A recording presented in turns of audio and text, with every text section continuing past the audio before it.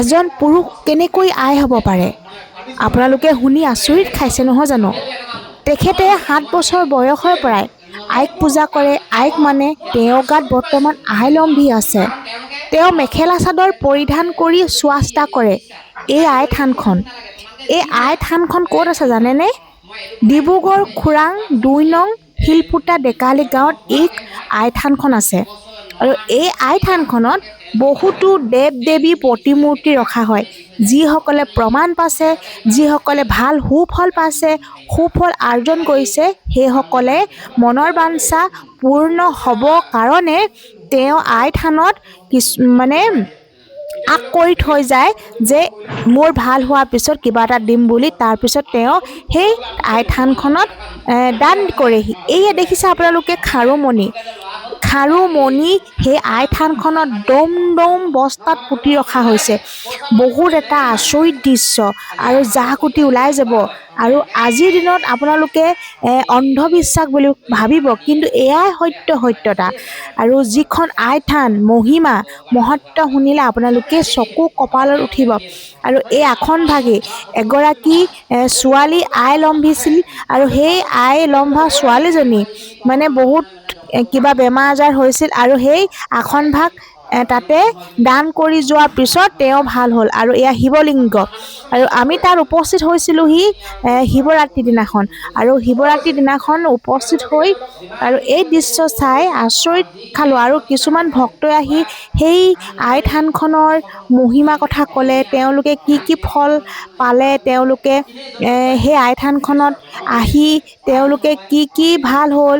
আৰু বহুতো কেঁচুৱা নোহোৱা মাতৃও ইয়াত কেঁচুৱা হৈছে, আৰু সতি সন্ততি নোহোৱা মাতৃ সতি সন্তান হৈছে। আৰু বহুতো উদাহৰণ সেই আই থানখনত আছে। এয়া হৈছে শিৱ বাবা চুলিত সেয়া জটাধাৰী বনি গৈছে সাফলুৰে। আৰু দেখিছে প্ৰত্যেকটো মূৰ্তি 33 কোটি দেৱ দেৱতা যেনেকৈ মূৰ্তি আছে, সকলো মূৰ্তি ইয়াত আছে। এইজন হৈছে সেই আইজন, আই মাতৃ বুলি জনা যায়। তেখেতে মেখেলা চাদৰ পৰিধান কৰিহে সেই থানখনত চোৱা চিতা কৰে। আৰু আপোনালোকে দেখিছে সেই চুলি চং আইক দিয়া হয়।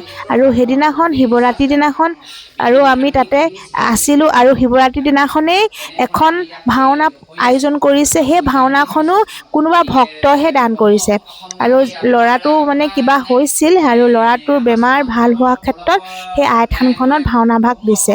আৰু বহুতো তাত কেঁচুৱা হৈছে, আৰু সন্তানহীন মাতৃয়ে সন্তান প্ৰাপ্তি হৈছে। আৰু এয়া চুলি চং, এয়া দেখিছে আই 7 ভনী আয়ে নে 9 ভনী আয়ে চুলি চঙৰ মাজুৱাই এয়া পৰিধান কৰে। এয়া 9 ভনী আয়ৰ মাজুৱা। এইখন আসন দুৰ্গা দেৱী যিখন মূৰ্তি, সেই মূৰ্তিভাগ সৰ্বানন্দ সোণোৱাল ডাঙৰীয়াই দান কৰিছিল।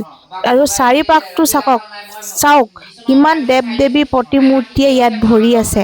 আৰু প্ৰত্যেকটো থানত, এই থানখনত মানে মণি মুকুতাৰে ভৰপূৰ, মানে আইক দান কৰিছে। আৰু আপোনালোকক সেইদিনাখন ভাওনা দিনাখন উপস্থিত হৈছে লুণজ্যোতি গগৈ ডাঙৰীয়া। লুণজ্যোতি গগৈ ডাঙৰীয়াই সেই ভাওনাখনৰ কথা কি ক'লে, আৰু সেই আই থানখনৰ বিষয়ে কি ক'লে, আপোনালোকে সেই লুণজ্যোতি গগৈ ডাঙৰীয়াৰ কথাখিনি আপোনালোকে শুনি ল'ব। আৰু এয়া হৈছে ফুল, সোণৰ ফুল, ৰূপৰ ফুল। আপোনালোকে গম পায়, চিনি পায় এইখন আসন। তেতিয়াহ'লে চাওক খাৰু মণি কিমান ভৰি আছে দেখিছে। আৰু আইগৰাকীৰ কথা আপোনালোকে নিশ্চয় শুনি আছে। আৰু তাতে ভাওনাখন যিহেতু পতা হৈছিল, সেই ভাওনাখনো দিছিল এজন ভক্তই। তেওঁৰ পুত্ৰ সন্তানৰ কিবা আৰোগ্য কামনা কৰি তেওঁক দান কৰিছিল। এয়া লুণজ্যোতি গগৈ ডাঙৰীয়াই কি কথা কৈছে শুনক। যেতিয়াই সমাজৰ মাজলৈ আহে, তেতিয়াই কেনেকৈ ধৰ্মৰ জয় কৰিবৰ কাৰণে ভগৱানৰ কেনেকৈ সৃষ্টি হয়, আবিৰ্ভাৱ হয়, অন্যায় বিনাশী সমাজত ন্যায় প্ৰতিষ্ঠা কৰিবৰ কাৰণে কেনেকৈ ভগৱানৰ সৃষ্টি হয়, সেই মহান কথা ভাওনাৰ মাজেদি আমাৰ সমাজৰ মাজলৈ তেখেতে আমাৰ লৈ যাবৰ কাৰণে প্ৰয়াস কৰিছে। গতিকে আমি ভাওনাৰ আৰম্ভ হোৱাৰ প্ৰাকখনত গুৰুজনাৰ এই অমৰ সৃষ্টিক আমি জীয়াই ৰাখিবৰ কাৰণে, গুৰুজনাৰ এই অপূৰ্ব কলা, শ্ৰেষ্ঠ কলা, এই কলাৰ সকলো ধৰণৰ বিষয়, গীত নাট ভটিমা, ইয়াৰ লগত জড়িত হৈ থকা স্থাপত্যবিদ্যা, অভিনয়, শিল্পকলা, এইবোৰৰ উপৰিও ভাওনাৰ মাজত নিহিত হৈ থকা সাৰ আৰু তত্ত্বকথাৰ যোগেদি আমি যাতে আমাৰ সমাজখনক সুন্দৰভাৱে নিৰ্মাণ কৰিব পাৰোঁ, সমাজৰ কাৰণে প্ৰয়োজনীয় আধ্যাত্মিকতা আৰু ভক্তিৰ গূঢ়াৰ্থ আৰু মৰ্মাৰ্থ সকলোৱে যাতে হৃদয়ঙ্গম কৰিব পাৰোঁ, উপলব্ধি কৰিব পাৰোঁ, তাৰ কাৰণে ভক্তপ্ৰাণ ৰাইজক মই সকলোকে আহ্বান জনাইছোঁ।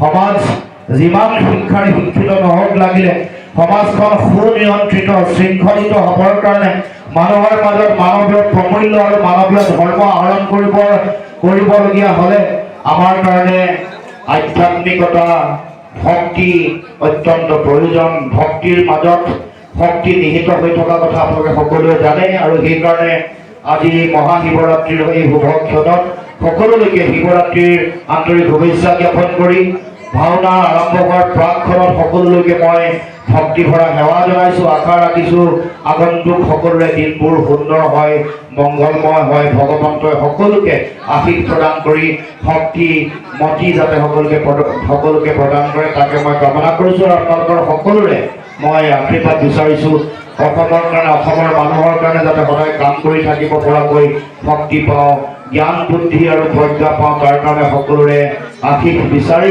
আজি ভাওনাৰ শুভক্ষণত সকলোকে মই ভক্তি ভৰা সেৱা আৰু আন্তৰিক শুভেচ্ছা জ্ঞাপন কৰি ক'বলগীয়াখিনি সামৰণি মাৰিছোঁ। ধন্যবাদ। কৃষ্ণ।